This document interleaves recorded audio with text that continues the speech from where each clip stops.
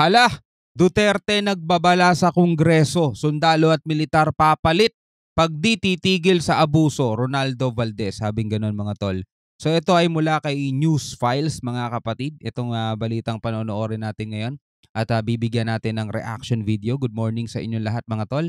So wag na natin patagalin to. Total wala na rin naman tayong hinihintay na. Panoorin na natin to mga kapatid. Huwag niyo kalimutan mag-subscribe kay News Files. Nakalagay po ang link sa ibaba.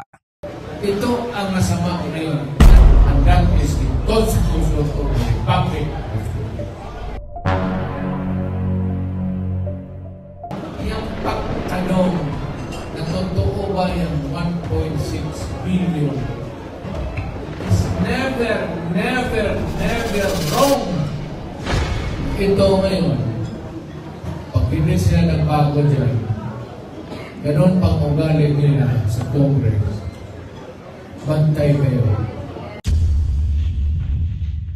Duterte, uminit na naman ang ulo kay Romualdez. Bakit kaya? Mga kongresman natakot daw sa mga sundalo at militar.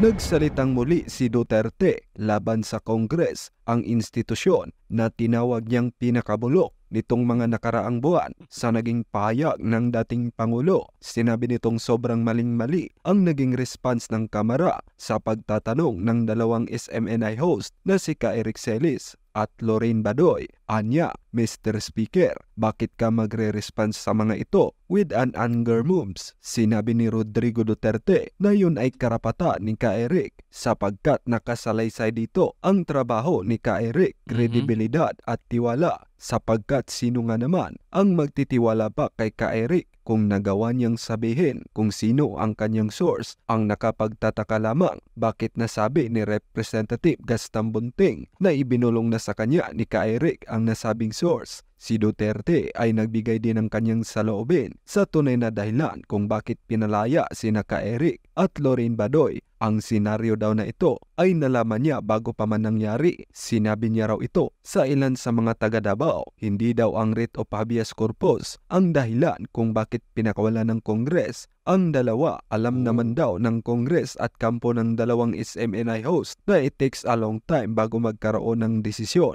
ng korte. Kaya marahil kung hinintay ito ay aabutin pa raw ng ilang buwan sa kulungan ang dalawang host. Ang pagpasok ng military sa eksena ang lubos daw na ikinatakot ng Kongres. Hindi daw totoo ang dahilan ng mga kongresista na pinalabas ang dalawa. Dahil sa humanitarian, matatandaan, naglabas ng manifesto ang PMAers na nagdedemand sa Kongres na palayain ang dalawang SMNI kasama ang iba pang kahilingan. Ayon nga sa ulat na ito ay So kinabahan ng mga kongreso mga tol, no? Yung nalaman nila na nagkaroon ng manifesto, mga PMAers graduates, mga retired generals, mga kapatid, no? At humihiling sila na palayain ang dalawang SMNI anchors na ipinakulong nila mga tol, no? Hindi dun sa habeas corpus dahil matagal daw yun bago umusad. So hindi yun ang naging dahilan. Kumbaga kinabahan sila mga tol kasi mga sundalo na tong humihiling sa kanila mga tol eh.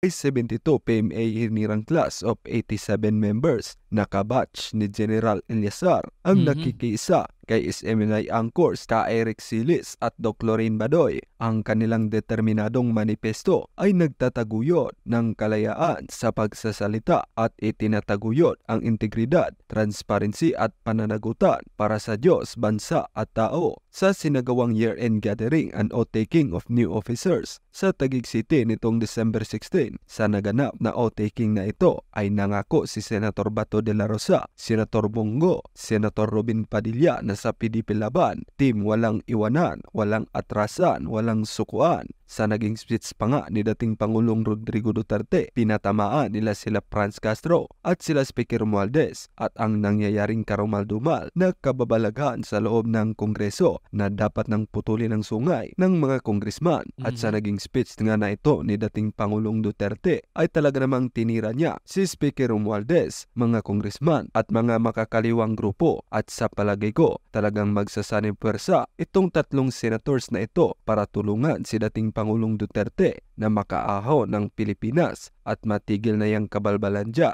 at kawalanghiyaan sa loob ng Kongreso. By any stretch of imagination, how can it be wrong to ask?